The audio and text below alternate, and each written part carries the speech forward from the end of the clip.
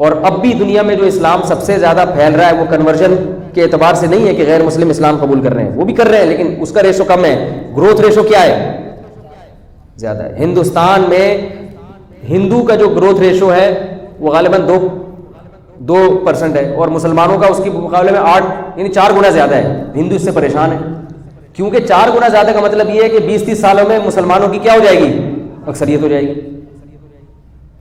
پوری زندگی آپ تبلیغ میں لگا دو، تبلیغ کی میں اہمیت کا منکر نہیں ہوں، اور درس قرآن کی محفلیں لگا دو، اتنا اسلام نہیں پھیلے گا جتنا گروتھ ریشو سے.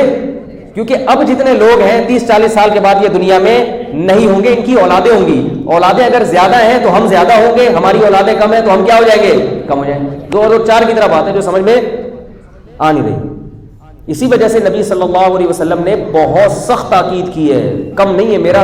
میری جو کتاب ہے نا جو میں نے اس موضوع پر لکھی ہے، اس میں 50 صفحے صرف اولاد کی ترغیب پر جو روایتیں ہیں، 50 صفحے صرف اس پر ہیں کہ کس طرح سے حدیث میں، قرآن میں اور احادیث میں نسل بڑھانے کی نبی صلی اللہ علیہ وسلم نے ترغیب دی ہے، اور کتنی خیر و برکت اس میں بتائی ہے. آپ کی اولاد جتنے بھی نیکی کے کام کرے گی قیامت کے دن آپ کے کھاتے میں جائیں گے. وہ بہت محروم ہے وہ شخص جس کی نسل کم ہے.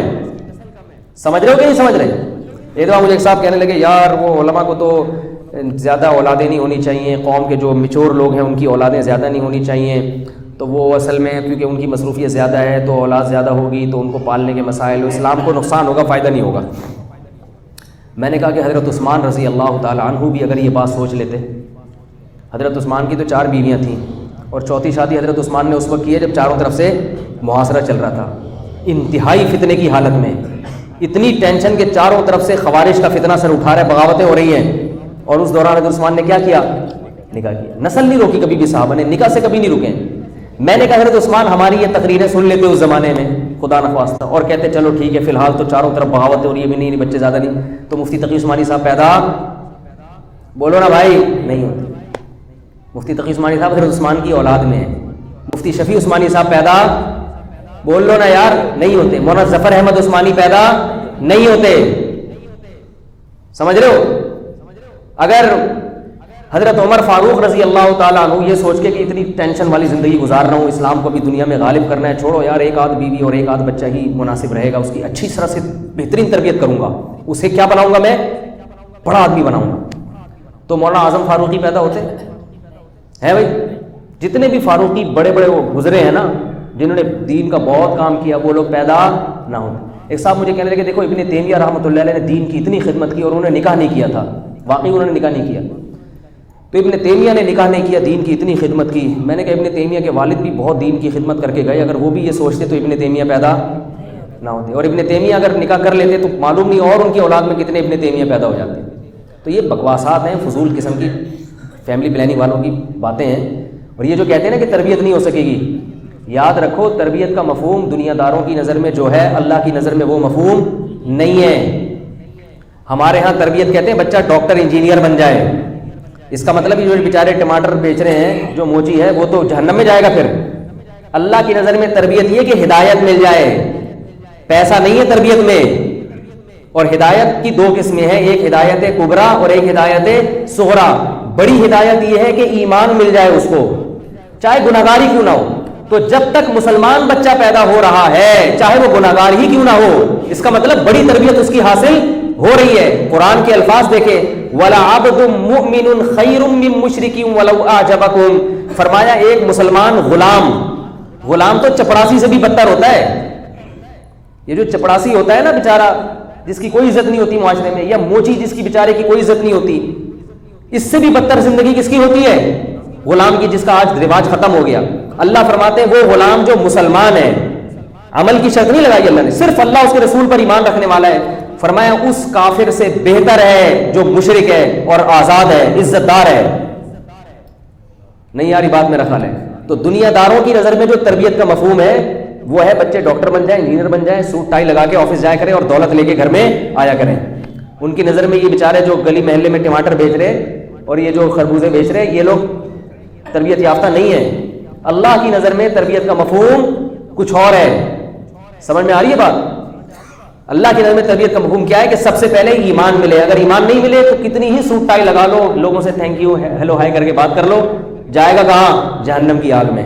کیونکہ اللہ نے فرمایا کہ وہ غلام جو مومن ہے وہ اس مشرک سے بہتر ہے. کتنا بہتر ہے یہ نہیں بتایا اللہ نے, 1000 لاکھ گنا بہتر ہے کہ جو آزاد مشرک ہے. کیوں؟ اللہ نے وجہ بیان کی, فرمایا اولئک یدعون الی النار, یہ لوگ تمہیں جہنم کی آگ کی طرف بلا رہے ہیں.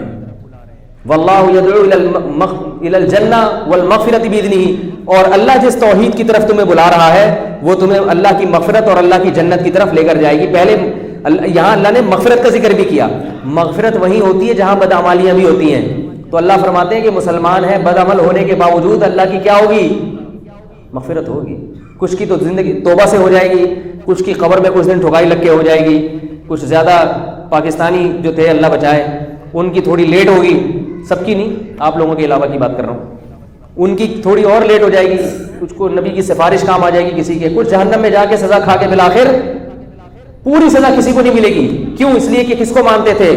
اللہ کو مانتے تھے, اور کافر اللہ کو نہیں مانتا. اللہ کہے تو کتنا ہی اچھا کیوں نہ ہو, تو مخلوق کے لیے اچھا ہوگا, میرے لیے اچھا نہیں ہے. تو جب تک ہماری اولاد میں مسلمان بچے پیدا ہو رہے ہیں, ہمیں یہ ڈر نہیں ہے کہ خدا نخواستہ مرتد ہو جائیں گے, تو بڑی تربیت الحمدللہ ان کو حاصل ہے. پھر ہدایت صغریٰ کی کوشش میں ہونا چاہیے کہ بھئی اعمال بھی اچھے ہو جائیں, اعمال بھی اچھے ہو جائیں. تو اس لیے یہ جو فیملی پلاننگ والوں کی باتیں ہیں, اور ایک عقل کے بھی خلاف بات ہے. ایک صاحب مجھے کہنے لگے یار 2 بچے ہونا, ایک کو ڈاکٹر بنا دو, ایک کو انجینئر بنا دو, 10 ہوں گے تو کس کس کو ڈاکٹر بنائیں گے؟ کہ تو ہو ہی نہیں سکتا نا, سارے کیا بنائیں گے, بیچارے چپڑاسی بنیں گے. میں نے ان سے کہا, میں نے کہا اس فلسفے پر عمل کر لو. میں نے یہ دیکھا بعض یہ جو فلسفی قسم کے لوگ ہوتے ہیں نا, جو وحی کی تعلیمات کے بغیر اپنی عقل استعمال کرتے ہیں, یہ ہمیشہ غلط جا رہے ہوتے ہیں, دیکھنے میں بڑے ذہین لگتے ہیں. میں نے کہا اللہ کے بندو, 17 گریڈ یا 17 گریڈ سے اوپر کا جو طبقہ ہے نا, یہ ہمیشہ آبادی کا 2 یا 3% ہوتا ہے. ایسا ہی ہے نا, کیا خیال؟ جب آپ کی گروتھ ریشو کم ہوگی, ہر گھر میں 2 بچے ہوں گے, تو آبادی کا تناسب خود بہت کیا ہو جائے گا؟ کم. تو اس میں 2% ہی ڈاکٹر بنیں گے, باقی پڑھ لکھ کے بھی چپڑاسی بننا پڑے گا ان کو. ارے بھائی سبھی کو 17 گریڈ کا آفیسر بنا دو گے اس لیے کہ سب 2 بچے ہیں, تو سب اپنے والدین اپنے بچوں کو 17 گریڈ کا بنا دیں گے, تو 17 گریڈ کو گریڈ کام کس کام کا؟ وہ آفیسر حکومت کس پہ کرے گا؟ وہ آرڈر کس پہ چلائے گا؟ اس کا نتیجہ نکلے گا کہ سب پڑھ لکھ کے بھی کیا کریں گے؟ ہوٹلوں میں میزیں صاف کر رہے ہوں گے. تو معاشرے کی ریکوائرمنٹ تو ڈاکٹر کی بھی 2% بمشکل 1% یا 2% ہوگی. اسی طرح جو اور دیگر آفیسرز ہیں, فوج میں سارے بریگیڈیئر بن جائیں گے, تو پھر وہ بریگیڈیئر آرڈر کس پہ چلائے گا؟ تو یہ اتنے بیچارے سینس لیس لوگ ہیں, اور یہ دنیا کے بڑے بڑے مفکرین بنے پھرتے ہیں اور ہمیں سمجھا رہے ہیں, اور ہمیں مولویوں کہتے ہیں یہ بیکورڈ قسم کے لوگ ہیں, پرانی باتیں کرتے ہیں. ہم پرانی باتیں نہیں کرتے, ہم صحیح باتیں کرتے ہیں جو ان لوگوں کو ہضم نہیں ہوتی. اس لیے نسل بڑھاؤ, اس میں تمہارا بھی فائدہ ہے, تمہاری زندگی بھی ہنسی خوشی گزرے گی, اور اسلام بھی دنیا میں پھلے گا پھولے گا. جو قوم نسل بڑھائے گی مستقبل اسی کا ہے, یہ یاد رکھو. ابھی دیکھو کراچی میں مہاجروں کی نسل, مہاجروں میں جو ہے نا 2 بچے ہی اچھے. میں خود بھی اردو اسپیکنگ ہوں, اس لیے میری اس بات کو عصبیت یا تعصب پہ نہ لے کے جائیں. پٹھان یہاں آ کے آباد ہوئے ہیں. پہاڑ گنج ہمیں یاد ہے 20 سال پہلے ایک پٹھان ایک پہاڑی پہ نظر آتا تھا, دوسرا پٹھان دوسری پہاڑی پہ, 2-4 پٹھان تھے. کراچی جو تھا نا وہ اس میں اردو اسپیکنگ کی بہت زیادہ کیا تھی, کثرت تھی. کیا ہوا؟ پٹھانوں کا گروتھ ریشو بڑا.